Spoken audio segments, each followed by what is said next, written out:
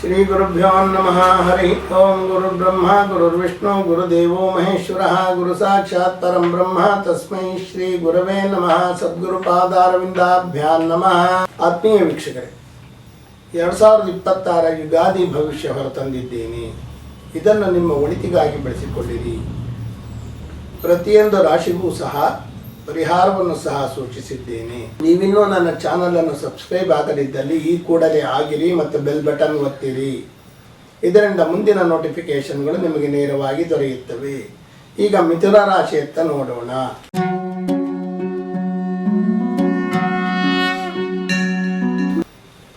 ಮಿಥುನ ರಾಶಿಯವರಿಗೆ ಆದಾಯ 8, ವ್ಯಯ 11, ಆರೋಗ್ಯ 6, ಅನಾರೋಗ್ಯ 6, ರಾಜಪೂಜಾ 0, ರಾಜಕೋಪ 5, ಸುಖ 6, ದುಃಖ 3. ಅಂದರೆ ನಿಮ್ಮ ಆದಾಯಕ್ಕಿಂತ ನಿಮ್ಮ ಖರ್ಚು ಹೆಚ್ಚಿರುತ್ತದೆ. ಖರ್ಚನ್ನು ಕಡಿಮೆ ಮಾಡಿಕೊಳ್ಳಿರಿ. ಹಾಗಾಗಿ ಆ ಬಗ್ಗೆ ಸ್ವಲ್ಪ ಗಮನ ಹರಿಸಿರಿ. ರಾಶಿಯಲ್ಲಿಯೇ ಗುರು ಮತ್ತು ತೃತೀಯದಲ್ಲಿ ಕೇತು, ಅಷ್ಟಮದಲ್ಲಿ ಮಾಂದಿ, ಭಾಗ್ಯದಲ್ಲಿ ಕುಜ, ಬುಧ, ರಾಹು, ದಶಮದಲ್ಲಿ ರವಿ, ಚಂದ್ರ, ಶನಿ ಹಾಗೂ ಲಾಭದಲ್ಲಿ ಶುಕ್ರರಿರುತ್ತಾರೆ. ರಾಶಿಯಲ್ಲಿ ಗುರು ಇರುವಾಗ ಸ್ವಲ್ಪ ಪ್ರಗತಿ ಕಡಿಮೆ ಇರುತ್ತದೆ.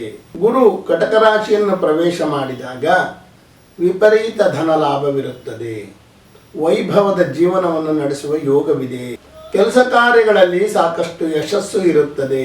ಅನಾರೋಗ್ಯ ನಿವಾರಣೆ ಮತ್ತು ಆರೋಗ್ಯದಲ್ಲಿ ವೃದ್ಧಿಯನ್ನು ಕಾಣಬಹುದು. ಕೌಟುಂಬಿಕ ಜೀವನದಲ್ಲಿ ನೆಮ್ಮದಿಯನ್ನು ಕಾಣಬಹುದು.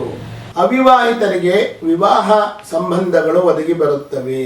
ಸೇವಕ ವರ್ಗದಿಂದ ಹೆಚ್ಚು ಅನುಕೂಲ ಮತ್ತು ಧನ ಪ್ರಾಪ್ತಿ ಸಹ ಇರುತ್ತದೆ.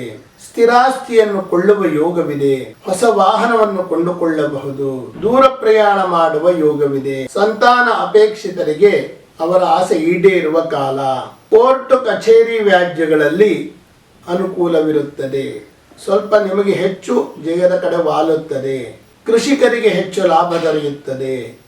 ವಿಜ್ಞಾನಿಗಳಿಗೆ, ವೈದ್ಯರಿಗೆ ಮತ್ತು ವೈದ್ಯಕೀಯ ಕ್ಷೇತ್ರದಲ್ಲಿ ಕೆಲಸ ಮಾಡುವವರಿಗೆ ಹೆಚ್ಚು ಅನುಕೂಲವಿದೆ. ಪ್ರಗತಿಯೂ ಸಹ ಇರುತ್ತದೆ. ಔಷಧಿ ಕಂಪನಿಗಳಿಗೆ ಭಾಗ್ಯದ ಬಾಗಿಲು ತೆರೆಯುತ್ತದೆ. ಸರ್ಕಾರಿ ಅಧಿಕಾರಿಗಳಿಗೆ ಬಯಸಿದ ಜಾಗಗಳಿಗೆ ವರ್ಗಾವಣೆ ದೊರೆತು ಅನುಕೂಲಗಳು ಸಹ ದೊರೆಯುತ್ತವೆ. ಕೀರ್ತಿ ಗೌರವಗಳು ಪ್ರಾಪ್ತಿಯಾಗುತ್ತವೆ. ವ್ಯಾಪಾರ ವ್ಯವಹಾರಗಳಲ್ಲಿ ಅಭಿವೃದ್ಧಿ ಇರುತ್ತದೆ. ಇನ್ನೂ ಹೆಚ್ಚಿನ ಒಳಿತಿಗಾಗಿ ಬುಧನ ಮಂತ್ರವನ್ನು ಜಪಿಸಿರಿ. ನವಗ್ರಹ ಸ್ತೋತ್ರದಲ್ಲಿರುವ ಬುಧನ ಮಂತ್ರವನ್ನು ಜಪ ಮಾಡಿ. ಲಲಿತಾ ಅಷ್ಟೋತ್ತರ ಪಠಣೆ ಮಾಡಿ. ಪೂರ್ವಮುಖವಾಗಿ ಕುಳಿತು ಗಣಪತಿ ಆರಾಧನೆಯನ್ನು ಮಾಡಿರಿ ಮತ್ತು ಹುರುಳಿ ಕಾಳನ್ನು ದಾನ ಮಾಡಿರಿ.